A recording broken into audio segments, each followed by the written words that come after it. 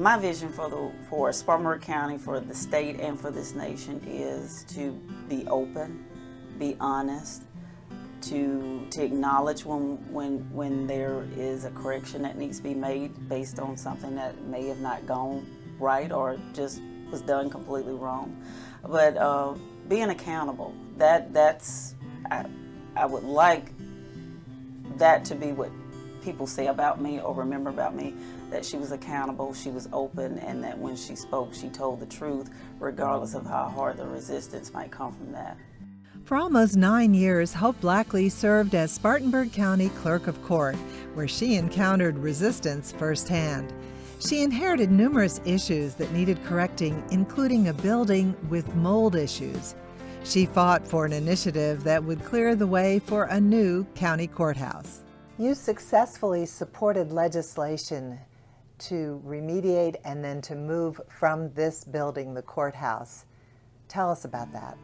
It wasn't a want, it was an actual need. So beginning in 2014 is when I did my first presentation to County Council and went throughout the county to civic organizations and clubs and did presentations on why we needed a new structure. And then of course when County Council agreed to put this out for a penny referendum for the constituent base of Spartanburg County to vote on it, it successfully passed. It passed it was a landslide, and I think a lot of people were shocked. I was not shocked, based on having support from the most conservative folks out of the Tea Party, as well as Republicans and Democrats all came together. It was a bipartisan effort to get this initiative passed. Why is it so important for this new building?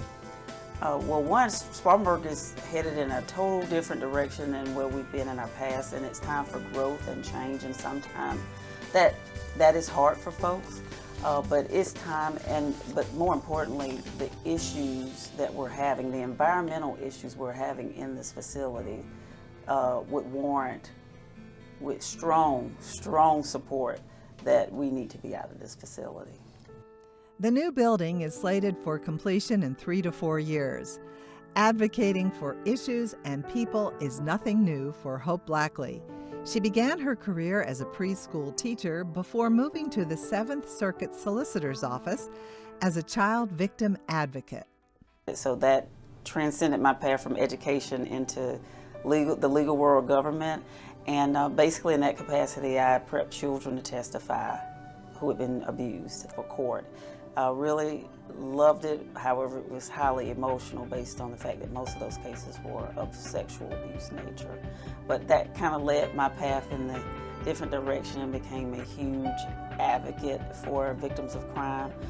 It became personal in 2003 when my sister was murdered. She was murdered here in Spartanburg, and then my stepsister 2 years later was murdered in Fredericksburg, Virginia by her husband. So both of these cases were a direct result of domestic violence. So that just took on another path in regards to working in government in the legal field and being an advocate for victims of crime.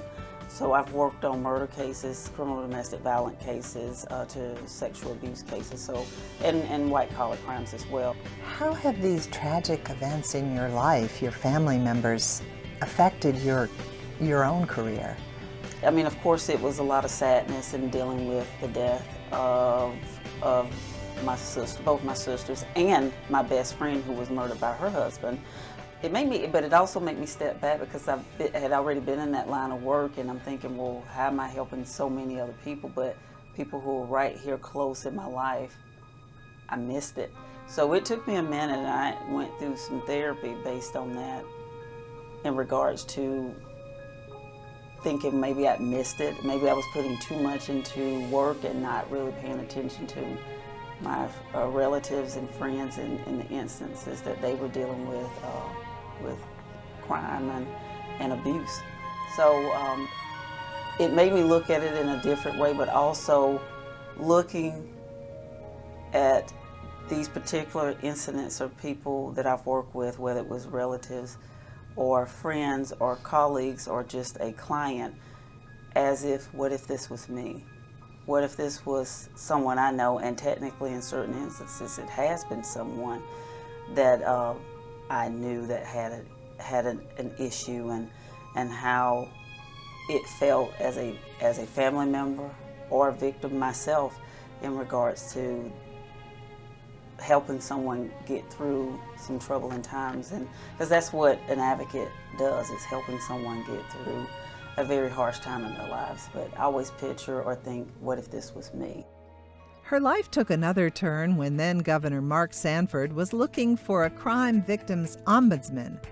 Her supervisor at the time was Solicitor Trey Gowdy, who would later become U.S. Representative for South Carolina's 4th Congressional District. Then Solicitor Gowdy urged her to think expansively. He says, I just see you doing something bigger. I could see you being an elected official or doing something bigger for South Carolina. I said, really? I'm okay. I mean, I was stunned. No one had ever said anything like that to me. And from that point on, he really pushed and encouraged me to think outside the box in regards to my professional capacity. And while she did step out of the box for her professional capacity, it was not always easy. When she stood for election as county clerk of court, as a single mom, she frequently took her daughter to campaign events. It's amazing how much wisdom she has as an 18-year-old now, but I think that's part of her being taken along with me to different functions and sitting in the back room as a single mom and saying, just sit here, mommy's got to make this speech, or mommy's got to do this and that, and end up having conversation with folks and seeing real world. I think when we were campaigning one time, and she saw me asking for votes, and there was a gentleman who said I would never vote for a black woman. And she was so appalled and offended at that, and she just said, I don't understand why people are so mean. And I said, well, that was a lesson I'm glad you got to see, because he's entitled to his opinion whether we like it or not. But I respect him for at least telling the truth, because he was telling what he felt was his truth, although we don't agree with that. Just think of all the people who feel that way and would never tell you such. So we know where he stands, and we know what we have to work for. Glad you saw that. It's okay. That was a great life lesson to show you that everybody's not going to agree with you or support you. Since our interview with Hope Blackley last fall, she has moved to a new position as District Director with Congressman William Timmons' office in the 4th District, where she will undoubtedly meet new challenges. But her advice to her daughter and other young people is steadfast. No matter the obstacles, work hard. Again, never allow anyone else to define or put limitations on your life based on the fact that you are the determining factor on what you can do. And although efforts or initiatives may be very hard and they may look bleak, if you're doing it for the right reasons and not being self-serving, there'll be a lot of positives that will come out of that.